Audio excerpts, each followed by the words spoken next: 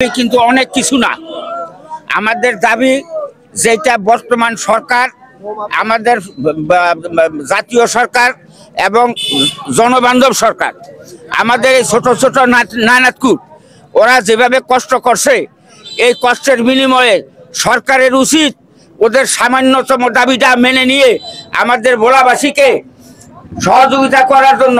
আপনারা সরকারে আছেন, আপনারা জানেন পৃথিবীতে এমন অনেক দেশ আছে যেটা ভোলার চাইতেও ছোট।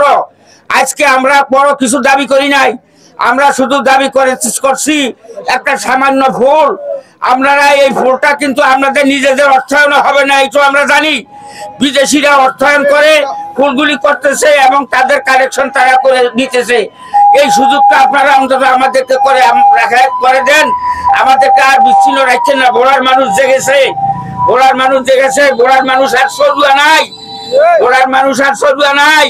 আপনারা সরুয়া বলে আমাদেরকে অপমানিত করবেন না। আমাদের সম্পদ আপনারা ভোগ করতেছেন, আপনাদের থেকে আমরা কিছুই পাইতেছি না। আমাদের দিকে একটু খেয়াল করেন। আমাদের ছেলেরা, আমাদের নাতিরা এই শীতে, পৌষ মাসের শীতে এই নদী সাঁতরাইয়া কিভাবে ওপার গেছে, এখনো মশারির নিচে শীতের দিন কিভাবে দিন কাটাইছে। আপনারা সরকারে আছেন, আপনাদের কি একটু নাই? আপনাদের কি দয়া মায়া নাই?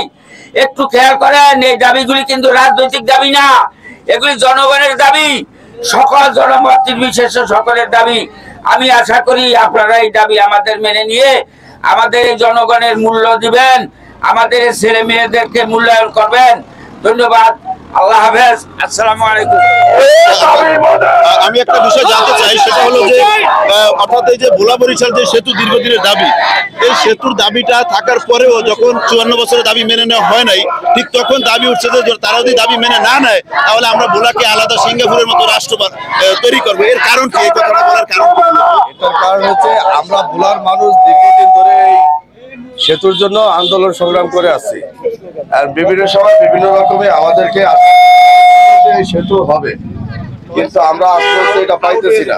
তাই আমরা দেখতেছি যে আমাদের ভোলা ব্যক্তিগতভাবে আমাদের যেই খনিজ সম্পদ, গ্যাস, তারপরে ভোলার অন্যতম সুপারি, ইলিশ, এই ধরনের শাকসবজি, অন্য সকল কিছু দিয়ে আমরা ভোলা ব্যক্তিগতভাবে নিজেরা স্বাবলম্বী।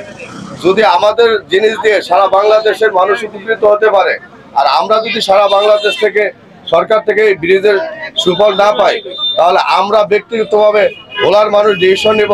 আমরা ভোলা এককভাবে ভোলাকে বাংলাদেশের মডেল হিসাবে, পৃথিবীর ইতিহাসে এটাকে সিঙ্গাপুরের মতো আমরা ভোলার মানুষ ব্যক্তিগত উদ্যোগে, ব্যক্তিগত ইয়াতে নিজের অর্থায়নে আমরা ভোলাকে ডেভেলপ করে এই সরকার ও জাতিকে, দেশকে দেখিয়ে দিব যে আমরা ভোলা আসলে অনেক কিছু আছে।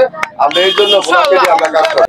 আর আমরা ভোলা এখনো বিচ্ছিন্ন অবস্থায় আছি, এটা কোনো মতে মেনে নেওয়া যায় না। এটাকে আমি বলবো চরম বৈষম্য।